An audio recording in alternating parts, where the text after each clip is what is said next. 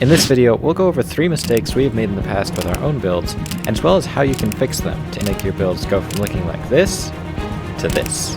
Let's get into it. Tip number 1.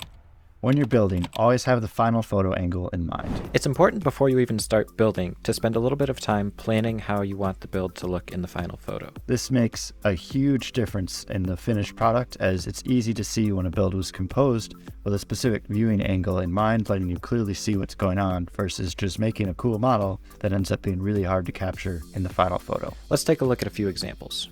To start off, we'll take a look at this build I made back in 2015 titled Nice Day for a Swim. If I had started planning this out with the end in mind beforehand, I would have built it so that the ship's sails were facing the correct direction. As it is, I laid it out so that you are seeing the anti-studs of the plates that make up the sails, which just really doesn't look all that great. And I think it wouldn't have taken a whole lot of extra work, it just needed the thought at the time, because this is a water base with loose studs, so it would have been easy to reposition the ships however you wanted to get a much more appealing overall photo. Then we have an example of a castle I built back in 2013. So this was a model I spent a huge amount of time on. I was incredibly proud of it. I had a really hard time taking photos because it's a massive build. And then after looking at the final photos, realized, oh, I have really high walls around the main keep. And there's also houses inside that you can't even see because of how high the walls are outside. So it was a perfect example of not thinking enough about how is the viewer going to be able to see and experience the scene, and just trying to build something cool. Yeah, so one tip that's really good to keep in mind as you're laying out your builds is putting the highest and tallest element of your build in the back corner. So oftentimes Isaac and I now will position our builds so that the tallest element is either in the back right or the back left, and everything in front of that builds up to that corner. And that just makes it so that the back of the build is just as visible as the front, and you can still see all the details in between. Yeah, it's a super natural way of laying out a scene. Lets you see a lot without taking a whole lot of extra work, so long as you have that foresight to consider it at the start. Another thing to consider is that some builds just they don't have a good main photo angle. Yeah. So looking at this build I made for a Lego Life contest, there's so much going on and there's so many different angles to it, it's really hard to get one main overview angle. So that's something to consider as you're building too. And I oftentimes hear people talking about the difference of building a model for presentation online versus building a model for showing off at a convention or some sort of local display. Because when you're looking at something in person, often it's super cool to have the build complete 360 degrees, be able to turn around and see neat new details on every side. Whereas when you're looking online, sometimes that's also great, but most often you want to have one specific overview angle that really sells the model and captures the best aspects of it in that shot. But at times you may think it's just worth having multiple photos that you need to see to really appreciate all that's going on. This next build is a farmhouse that I made back in 2013. And if it had just been the farmhouse and the path and the field, this could have worked okay. Yeah. But after building the house and the field and the path, I also added a wagon. And this big red and white wagon kind of obstructs your entire view of the first story of the house and dominates the scene. Yeah, this can be a real issue, especially with things like wagons and caravans or big bulkier details of trees. If you add something like that right in the foreground, it makes it really difficult to see what's meant to be the focus of the scene. For instance, in this case, the house, and the background is all of a sudden obscured. Next, we have a build John made for one of his Iron Builder rounds, and it brings an interesting aspect to consider, and that is, what kind of story are you trying to tell with the final photograph? In this case, he's got this horrific alien monster rising up in the background, and he's trying to build this suspense and dread and fear of the astronauts. But that's not conveyed the best because we're a little bit removed from the astronauts themselves. We're looking at it from a much higher angle, and it feels more like we are just looking at a photograph rather than being there in the scene. So if I had planned and built this build from the perspective of the minifigs from the very start, it could have had such a bigger impact upon seeing the picture. And then finally, another thing to consider is just making sure that you have a definite direction you want the build to go. With this example, I really wanted to try out this path technique. So I started building a path, and I didn't really have a clear idea in mind of where the path was going, what I wanted around the path. I was just building a path.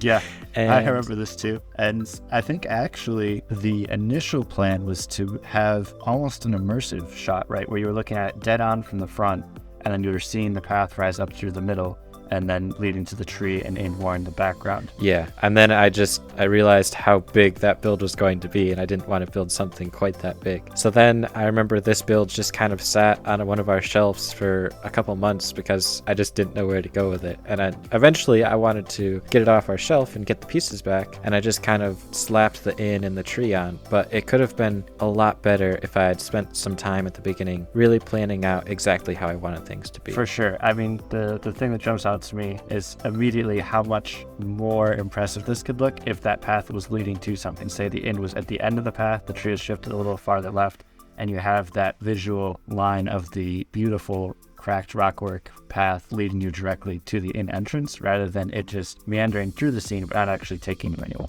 And it also simplifies the photography process a ton, because if you built it for a specific viewing angle, you know exactly where you need to put the camera to get the shot you want to capture the details that really sell the scene the way you intend. Now, some examples of builds where we did do well is this build I made back in 2018. A really simple, clean look at the interior. Everything is laid out nicely so you can look right into the scene and not miss any of the details. Yeah, and there's not anything obstructing the view in the front corner. You could have had a detail there. You left it empty to let us see into the scene. We're also looking from a relatively low angle, so it feels more like we're in the castle. We're seeing the entire model here, so we're not super immersive, but it's a low enough angle that it doesn't feel like we're looking down from above, much more natural. Our most recent collab that we did is also a really good example of spending time on the composition. We purposely planned out that we are going to be looking into this scene from a low angle so that you can see the lights in the house and make it feel really immersive with the trees and everything. Yeah, so like you say, it was the house is the focus. We used trees to kind of frame the house, really pop it out against the background. There's an edited background here, which is another layer of complexity, but it isn't too distracting from the scene. It just adds to the immersion of the world.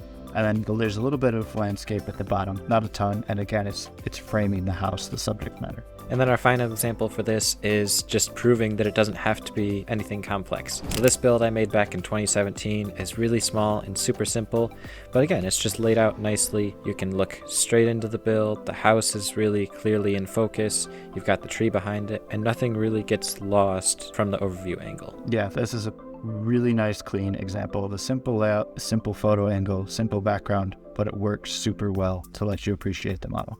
All right, moving on to tip number 2. Always have a clean background for your build.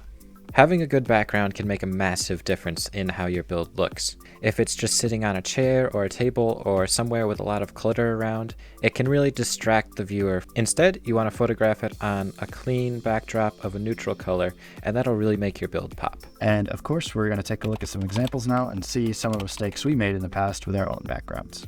First off, we have one of my very oldest models. This is a medieval inn. If you can tell, it's quite distracting because I just plopped it in a chair and took a photo of it there. And the build isn't even in subject, the chair is. So this is kind of all the things that could go wrong, going wrong. I think Isaac would have had a hard time finding a more distracting background. There's a very patterned chair that is very sharply in focus, and then in the front you have his inn, which is very nice and blurry, you know? It makes a really good viewing experience for sure. Oh yeah, it's very easy to focus on this. And second example is another build of mine from ages ago. This was back in 2011, if I remember correctly, and one of the first models I ever made as a custom creation for presentation in the online community. And when I went to take the photos, I plopped it on top of my bed. I did put a solid color blanket underneath, so that could have been worse. But I left the wallpaper of the room visible, so that's rather distracting. And also, the entire build isn't in the shot, so as the bottom is cut off and a little bit of the flag as well. Still not a bad build though for your first try. Alright, moving on to example number 3 of how not to do it. Try not to use a background color that is really similar to the colors used in your build. So for example, this build has a lot of tan in it. The walls are pretty much all tan. The house is tan, and then there's a reddish brown roof, but the vast majority of the build is tan. And what color did I shoot the build on? Tan. So if possible, try and choose a neutral color that will make your build stand out from the background. So maybe a nice neutral gray could have worked well here. You also don't want to choose a background color that contrasts too much with your build. For this build that Isaac and I built together back in 2015, the fortress was black and dark gray, and we shot the build on white. Now, black, just in general, is a very tricky color to photograph well in LEGO builds, but photographing on white made such a massive contrast between the background and the build, and it's kind of hard to focus on. And another thing to note is that the crop on this photo was very weird. So there's all this space down in front here that could have been cropped off so that you could focus better on the build, which in proportion to the picture right now feels very small. Yeah, this is an example of black models being difficult to photograph, and then also a little bit of inexperience on my end trying to take the photos, because as John mentioned, black against white has a super high contrast. A lot of that is due to, so black's a dark color. You, when you're photographing it, have a struggle of trying to get enough light that you can actually still see some of the details in those dark areas. But when you put it on white and you have a very bright environment, the white gets really blown out, and yeah, it just doesn't work. Another example of the background blending in too much with the build is this jungle showdown. The border of this build is black, and we chose to photograph it on a dark blue backdrop that we have, and everything kind of blends together. Yeah, and I think it's heightened by the editing I did, because it's dark blue, but I really bumped the contrast, so it ends up looking almost black, and everything gets quite dark. And you can see there's elements of the biplane that it should have black struts between the two white wings and black propellers, and sections of those just completely disappear against the background because there's no color contrast. Next up is an imperial fort, not a pirate fort, that I built back in 2014. And again, this is a color issue where I have white walls of this fort and a white backdrop. There's also a noticeable seam where I had 2 sheets of poster board and I just propped them up underneath and behind the model, and that line is a little bit distracting. Yeah, and then for our final example of bad backdrops, again, it's a case where the background was the same color as something used in the build. So in this case, white. There is a clean white backdrop, and the backdrop itself is actually good, nice clean white. It's just for this specific build, it doesn't work the greatest because there's white used quite prominently on the build on the front corners here. Yeah, and I think that's especially apparent because, as you say, they're at the front. So they're actually helping frame the model, giving an edge, and the edge disappears because it's white on white, making it really confusing to read where's the model begin versus where's the backdrop end. Yeah. The texture of the background is also important. Something like the rough, fuzzy blanket we used in a couple of our older builds is much more distracting than if you can get a clean sheet of poster board or a roller curtain that has minimal texture. Now let's take a look at some builds where we did have a nice fitting background. First, we have modern living room, which there's no background. It's a completely immersive scene, and sometimes that's really effective, and it can save you a lot of work from having to put together a good backdrop if your entire scene is in itself the whole background. Yeah. If you don't want to fiddle with backgrounds at all, this can be a really great option. And just to note, when you're laying out an all Lego scene, it's important that you leave space in the foreground so there's not a lot obstructing and you can see into the scene. On another related note, there was a fair bit of thinking about the composition, going back to tip 1. And the side walls are actually angled so that you can see a bit of them. It gives a perspective feel and lets you appreciate what's on those walls rather than if they were perfectly square. The simpler way of building it, you wouldn't really be able to see them at all, and it would feel much more box-like rather than letting you appreciate and feel like you're in the living room yourself. And here is a massive model John built just a couple years ago, and it's a really good example of a clean background that helps the model pop without being too distracting. This case, it was edited in and has a little bit of a vignette to really highlight the build, and it just works super nicely. Yeah, so oftentimes with big builds especially, I had a really hard time even just fitting this on my backdrop because of how big it was. So sometimes if you're comfortable with doing it, it can be helpful to take the picture and then edit out the background and replace it with something nice and clean so that you don't have to worry about wrinkles in the background, or if the background's big enough or whatever, you can just put in something that fits nice and highlights the build. Yeah, it does take a lot more work to get a good result, but it can be a very good option, which is also fitting for this next example, which is a spaceship I built in 2021. And it's, of course, meant to be flying about in space, so I edited in a space background. And here's something interesting to note as well about the viewing angle or the rotation of the photo.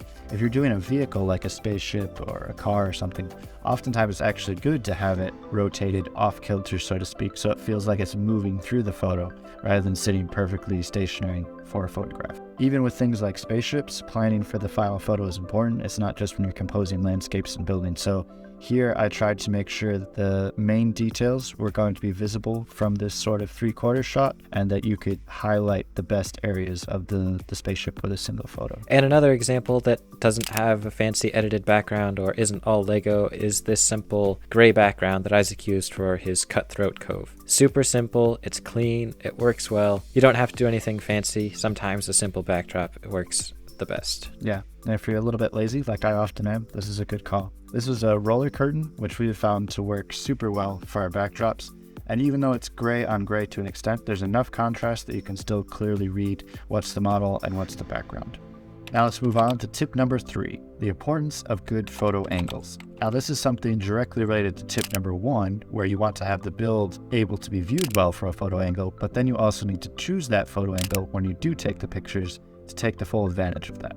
Our first example is an old one from the archives of 2012. So this is another strangely colored castle that I built, just a little tower actually. And for some reason I chose to photograph it from dead on the front. So you can't see any of the depth that this castle has. It might as well be a facade for all you know. It also has an issue of not quite being rotated correctly. So you can see the tower looks to be leaning a bit to the left, where a simple bit of adjusting how I was holding the camera could have fixed that, or editing it in post and just rotating the image back to square. Yep, 2 really easy things to check both as you're shooting and in post-production. And another good note on that aspect, when you're checking, especially with a larger scene, because of the camera lens, things are going to warp a little bit on the outside of the image. What you want to make sure is perfectly vertical and perfectly horizontal is the lines directly in the middle. Another great example of a terrible photo angle is this build I made back in 2014. It's got a nice carriage, some forest, but you're looking at it straight from the front side of the build. And if I just angled this again a little bit more so that you're viewing it from the front corner, you could see the depth of the carriage, more of the forest, as well as more of what was going on in the scene in general. Yeah, and all the minifigures too. You got a cool selection of troops there, but you can only see their profiles, not all the cool detail and their facial expressions. So yeah, in general, you want sort of a 3/4 angle where the build is rotated a bit and you're looking at it from one corner. An example of that is this farm that I made also in 2014. But the problem here is I'm too high. So I feel like I'm flying in space looking down on this build as opposed to kind of being a part of it. Yeah, you immediately feel more removed from the scene rather than incorporated into it. And it also makes the model feel smaller. If you have a lower viewing angle, it makes the scene feel much bigger.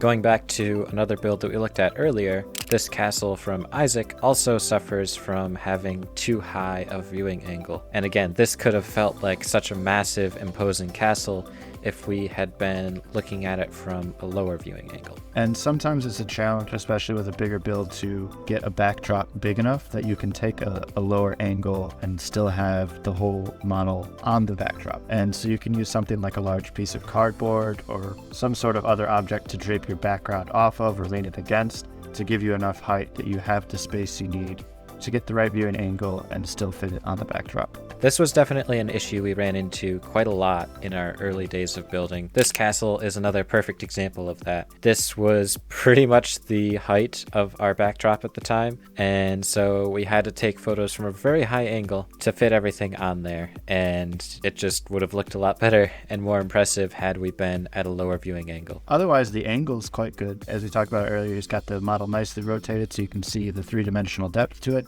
It's just that we're looking at it from too high. We need to be a bit lower with our perspective. This next castle is another old one for me, and it has that same issue, so we won't go over that. But what's even more abrupt and jarring is the fact that a significant chunk of the scene is just cut off by my crop.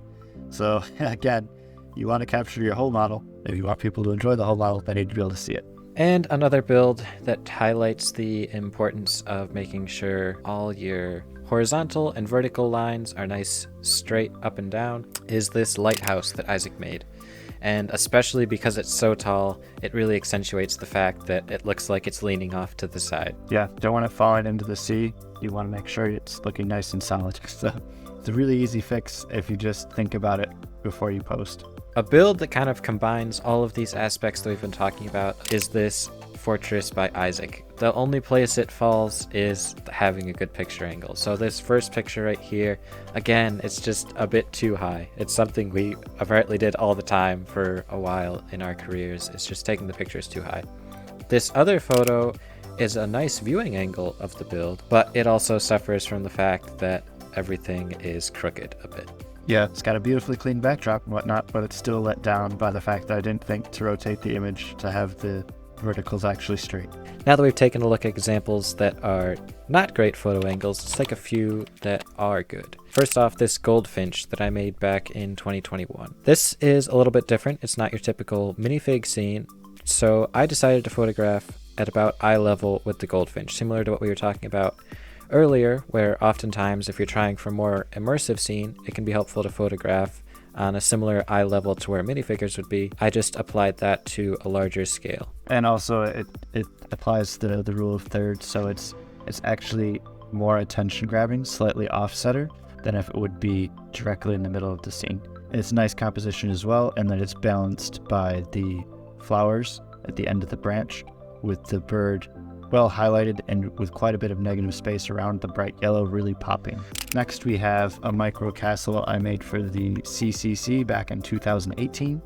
This is a classic example of one thing we had mentioned earlier of laying out a scene with the tall stuff in the back, and then with the photo angle I made sure that I'm low enough that the micro scene doesn't feel tiny. You can see the different levels clearly, and yeah, it just pops well enough. It doesn't need to be anything super fancy. Clean white background, very effective. And it just has a nice flow to it as everything steps up the mountainside with the various buildings down all the way to the town and the water. And another note is I made sure to avoid the mistake I did with Cardful Castle. I included a village here, but I put it outside the walls so you can actually see it. Yes. And our last example here is this Western homestead. So this was a build that I really carefully planned out the layout. I knew I wanted the barn on the left side of the build, and then the pasture and the windmill on the right hand side. And I wanted to look into the scene from a pretty low front-on angle to really make it feel immersive and like you're actually in the scene.